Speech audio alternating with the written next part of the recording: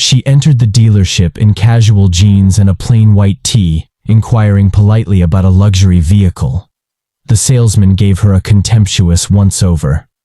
"I believe you're in the wrong place," he scoffed, gesturing toward the door. "These cars start at $300,000. Laughter rippled among nearby staff, and curious stares from customers only deepened her humiliation. Silently, she left. The next morning, a pristine Rolls-Royce Phantom pulled up outside the same dealership. As the rear door opened, the salesman's jaw went slack. He hadn't seen this coming. Boston Luxury Motors sparkled in the early light, an opulent showroom of glass and steel displaying rare exotics. Ferrari, Bentley, Aston Martin, Porsche, the pinnacle of performance and wealth.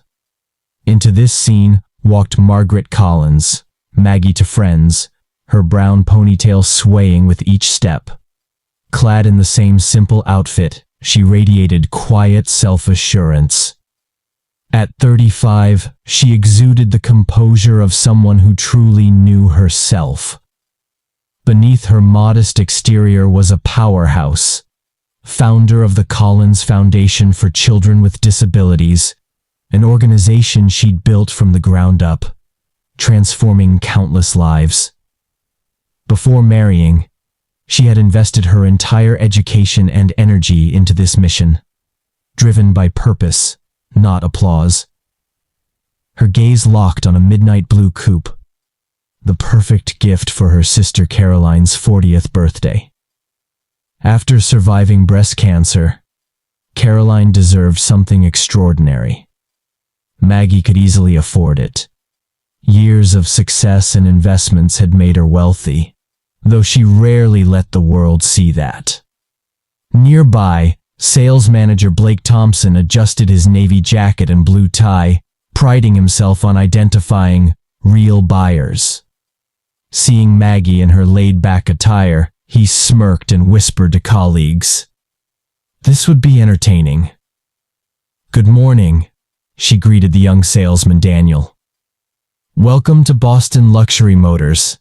I'm Daniel," he replied warmly. Before Maggie could reply, Blake cut in. "I'll take it from here, Daniel," he said, flashing a smile that didn't reach his eyes. "Looking for directions, ma'am?" So began a day none of them would forget. "Actually," Maggie replied, "I'm interested in that midnight blue coupe." She pointed to the $285,000 vehicle on a raised platform. Blake's smile grew tighter. He'd seen this act, people pretending they could afford fantasies. With serious clients scheduled later, he had no time for illusions. "That's the Azure. Limited edition. Only 15 this year," he said slowly, as if explaining to a child. "Our used division's 3 blocks east. Might be more fitting." His eyes lingered on her scuffed sneakers. She was used to these judgments. People rarely guessed the wealth she chose not to display. "I'd like to see the interior," she insisted politely. "It's by appointment only," Blake lied. "Serious clients schedule private viewings." At that moment, a couple in designer attire entered.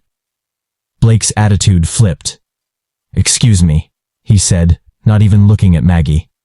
"Daniel, grab her a brochure." He strode toward the newcomers, arms wide. "Mr. and Mrs. Harrington, welcome back." Daniel returned to Maggie. "I'm really sorry," he said quietly. "Would you still like to hear about the Azure?" "I would." "Thank you," Maggie replied. As Daniel eagerly explained the features, she watched Blake escort the couple to the Azure, the same car he said required appointments.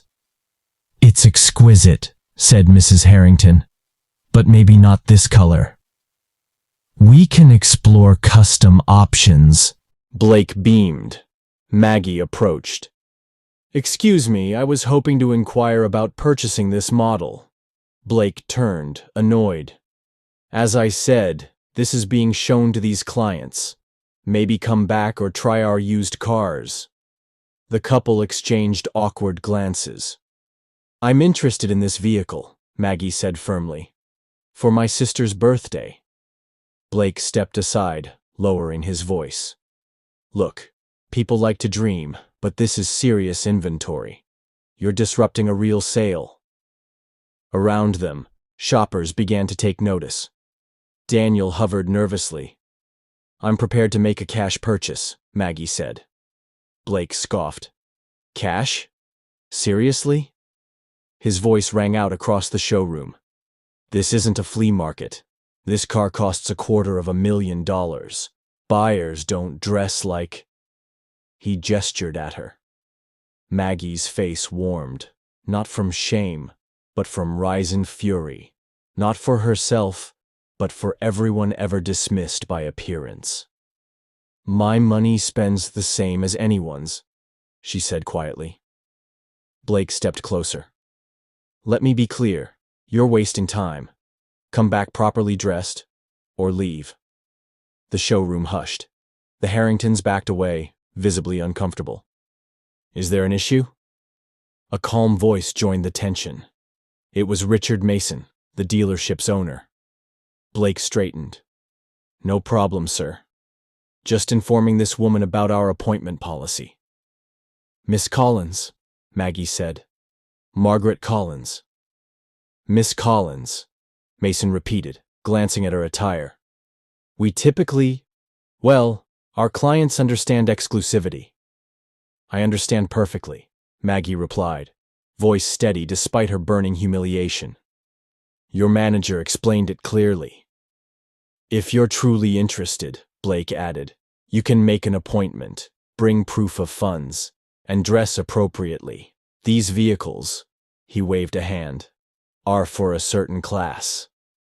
The crowd murmured. Maggie studied the sneering faces, Blake's smugness, and the owner's passive endorsement. She'd been judged before, but rarely this blatantly. "I see," she said, turning gracefully toward the exit. Behind her, Blake muttered, "Some people don't know their place."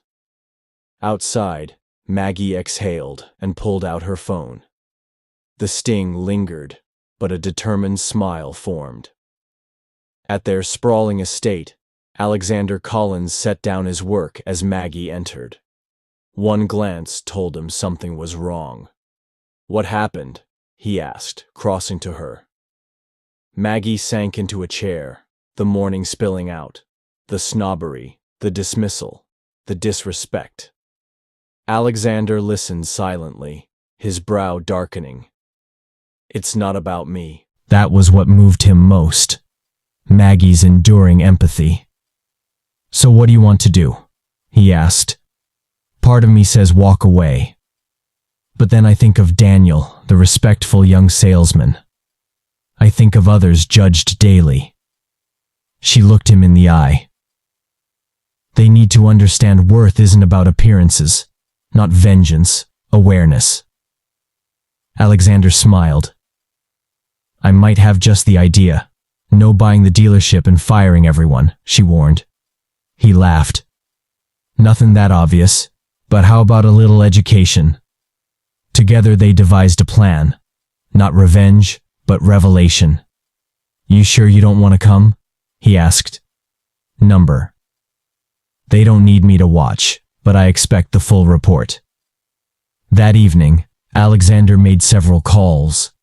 By morning, lessons would be taught, to Blake and to the entire dealership. The next day dawned bright.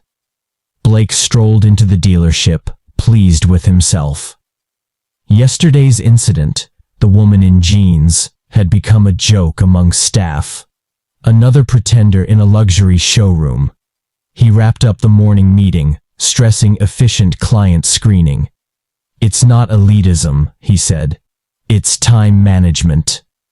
Daniel said nothing. At 10:17 a.m., a purring engine drew everyone's attention. Outside, a stunning Rolls-Royce Phantom glided into view. Even Blake paused. This wasn't just rare, it was nearly priceless. A uniformed chauffeur stepped out and opened the back door. From within emerged a commanding figure in a tailored suit, Alexander Collins. Every inch exuded power and wealth.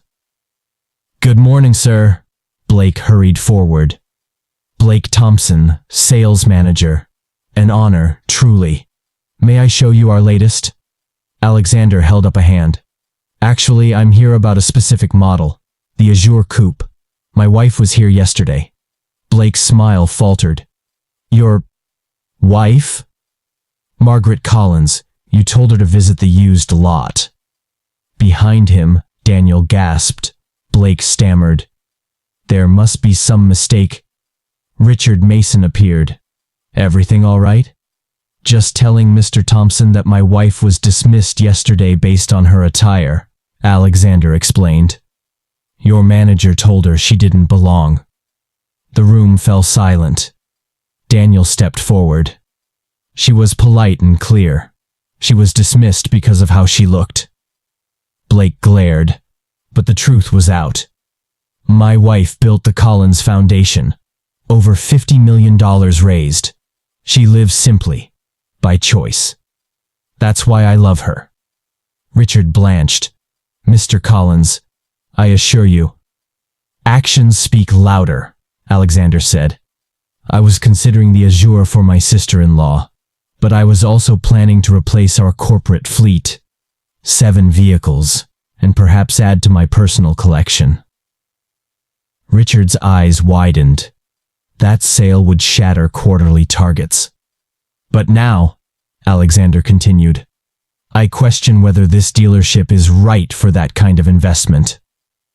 "Please," Richard begged. "Let us make it right." "Maybe," Alexander said. "The Collins Foundation is hosting a benefit next month. We need volunteers, people to help set up, work with the kids." He looked at Blake. "You'll be there." "Not as a guest. As a helper." Blake turned pale. "Sir."